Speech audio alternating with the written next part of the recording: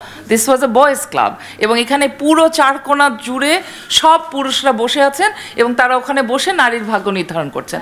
নারী বিষয়ক সংস্কার কমিশনের রিপোর্ট এবং তার প্রস্তাবগুলো নিয়ে কোনো আলোচনা হয়নি এবং অসম্ভব ইরেসপন্সিবল একটা কাজ আমি মনে করি যে সরকার তাদেরকে অ্যাসাইন করেছেন এই কাজটি করবার জন্য এবং সেই কাজটি তারা করেছেন।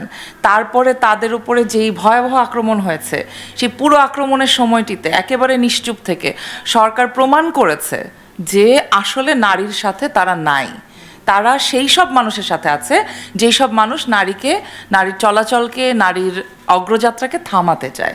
এখন এটা তো খুবই আনফর্চুনেট আমাদের পক্ষে যে এই সরকার, যার বেশিরভাগ মানুষকে আমরা রাইটস অ্যাক্টিভিস্ট হিসেবে চিনি, যাদের সাথে রাস্তায় আমাদের বহু বছরের দেখার ইতিহাস অভিজ্ঞতা আছে, তারা যদি এরকম একটা সরকারের জায়গায় যান যেখানে নারীর অধিকার প্রশ্নে এত গুরুত্বপূর্ণ কতগুলো প্রস্তাব তুলে ধরা হয়েছে, সেই প্রস্তাবগুলোর মধ্যে তিনটা নিয়ে কারো বিতর্ক, ভিন্ন মত থাকতেই পারে, সেগুলো নিয়ে আলাপ আলোচনা না করে যে আক্রমণটা তাদের উপর করা হয়েছে এবং সেই সময় তাদের পাশে না থাকা, এর চাইতে বড় ইরেসপন্সিবল কাজ আর আমি মনে করি না। এই অনেক ইরেসপন্সিবিলিটি এই সরকার করেছে, তার মধ্যে এটা একটা ওয়ান অফ দ্য তাদের টপ হবে এগুলো যেই না। তবে আমার মনে হয়েছিল যে ওই সময় যদি ঐকমত্য কমিশনের মিটিংয়ে যে রাজনৈতিক দলগুলো গিয়ে ওখানে যখন কথা বলছিল এবং আমরা সেসব ছবি দেখেছি যে পুরো একটা বয়েজ ক্লাব এখানে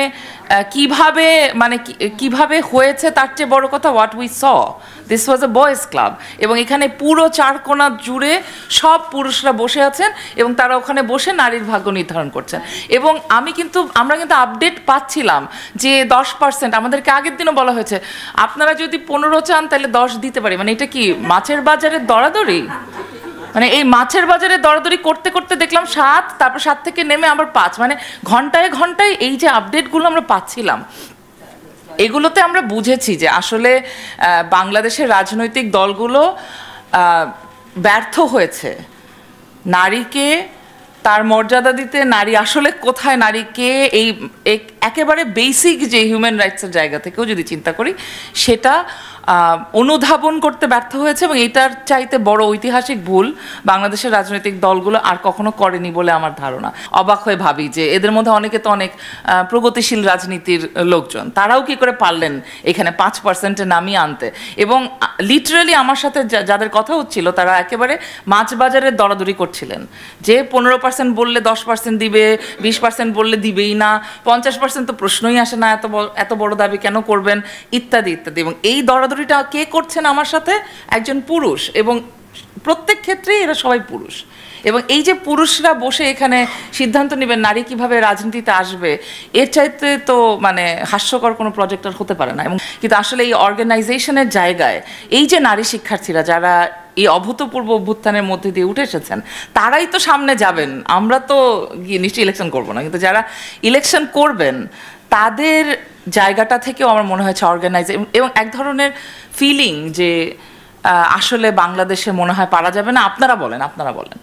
এখন এই আপনারাটা কারা? Who is the one that are going to talk about this if not I?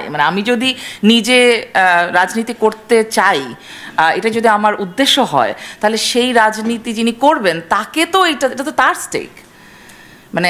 আমরা তো কোনো না কোনোভাবে অন্য কাজের লোক, আমরা তো ঠিক এই কাজের লোক না। আমরা তো পড়াই, আমরা কেউ অন্য কোনো সংগঠন করি, রিসার্চ করি। এখন এগুলোর কারণে আমার কাছে মনে হয়েছে 3টা জায়গায়, এবং আমি একদম শেষ যে এই জায়গাটার কথা বললাম যে একটা সংগঠিত শক্তি হিসেবে বাংলাদেশের নারী আন্দোলন অনেক বিভক্ত মনে হচ্ছে এবং তার ফলে তাদের সবাইকে নিয়ে এক জায়গায় আমি যদি গিয়ে আসলে ঐকমত্য কমিশনকে ঘেরাও দিয়ে রাখতে পারি 10 দিন, তাহলে হয়তো তারা ভাবতে পারে যে কি করব।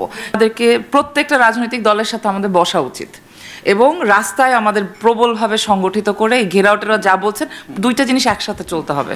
কারণ আমার কথা হচ্ছে রাজনৈতিক দলগুলোকে আমরা লিখেছি, পত্রিকায় লিখেছি, আমরা জানার জায়গায় এগুলো আমাদের চার্টারগুলো আমরা জানিয়েছি, তারা কিন্তু আমাদের চোখে চোখে রেখে কথা বলে নাই। আমাদের এখন চোখে চোখে রেখে কথা বলতে হবে যে এই হইলো আমার charter, these are the bare minimums, আপনারা কি দিবেন বলেন, এটার উপর নির্ভর করবে আপনাকে আমি ভোট দিব কিনা। এটা আমি এইভাবে বুঝি। এখন এই আমরা বলতে কারা সেটা নির্ধারণ করারও প্রয়োজন আছে। আমার ধারণা আমরা যদি মুভ করা শুরু করি 2 দিকেই, তাহলে আস্তে আস্তে আরও নারীরা আমাদের সাথে যুক্ত হবেন। কিন্তু আমি মনে করি না যে এখানে শেষ হয়ে গেছে, কারণ সরকার তার বিভিন্ন সিদ্ধান্ত নেয় আবার ফেরত নেয়, এটা তো আমরা অভ্যস্ত হয়ে গেছি। সুতরাং আমরা এই ব্যাপারেও আশা রাখতে পারি যে যতক্ষণ পর্যন্ত ঘটনাটা ঘটে না যাচ্ছে ততক্ষণ পর্যন্ত সুযোগ আছে এটা থেকে রিট্রাক্ট করে আসা। আবার বসবে সে রাজনৈতিক দলগুলো শুধু নারীর বিষয়ে আলাপ করার জন্য, আবার ঐক্যমত্য কমিশন ডাকবে, বসবে। যদি আমরা চাপ দিতে পারি তাহলে বসবে, না দিতে পারলে